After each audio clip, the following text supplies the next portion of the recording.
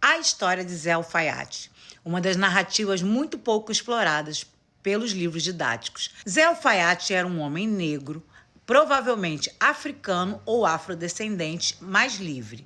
Ele atuava livremente com o tráfico de escravizados, mesmo já sendo proibido pela lei Eusébio de Queiroz. Apesar da sua ocupação pública ser de alfaiate, algo que era muito comum aos homens negros que eram livres na época, o que lhe dava dinheiro mesmo era o tráfico ilegal de pessoas. Ele atuava não apenas como intermediário, mas também como financiador, desafiando as leis com o contrabando de pessoas africanas, explorando os mesmos mecanismos que foram oprimindo os seus ancestrais. O caso de Zé Alfaiate é mais um dos casos que revela a dupla face do escravagismo, principalmente no Brasil. Muitas pessoas negras livres participavam dos movimentos escravocratas, movidas por ambição, por sobrevivência ou simplesmente por terem absorvido o poder dominante do capitalismo da época. Em 1846, José Alfaiate já era bem rico.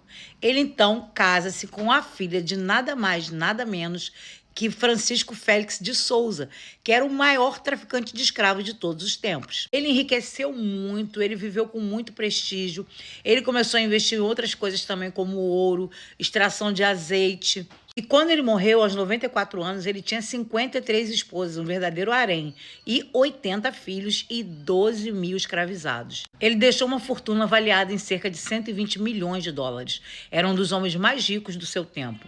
E não é só isso, ele tinha grande simpatia dos brancos, tanto europeus quanto americanos, que diziam que ele era muito sério para fazer negócios e que bastava a sua palavra. Essa realidade para nós é muito chocante, porque confronta a ideia simplista do escravagismo, onde todos os brancos eram algozes e todos os pretos vítimas. A escravidão simplesmente era um sistema tão enraizado que ele ultrapassava qualquer barreira de cor e de classe.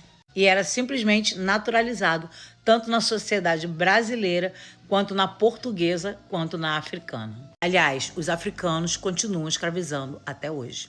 O maior traficante de escravos do Brasil era negro, José Francisco dos Santos, Zé do Alfaiate. Qual é o interesse do movimento negro em ocultar essa parte tão sombria da história dos negros? Porque a informação não quer demais. Isso aqui reduz o sofrimento dos negros? Não. Isso aqui exime os brancos do mal que fizeram? Também não.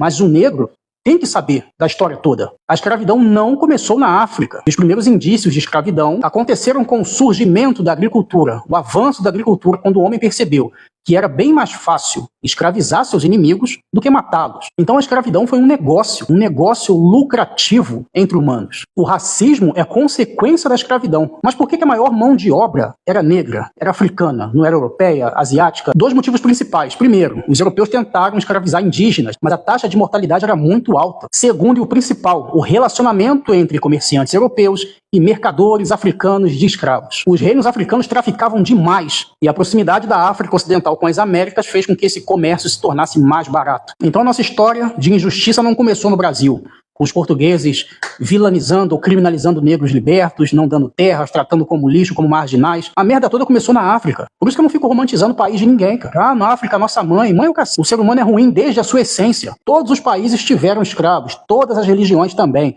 E não tem um povo nesse mundo que seja santo.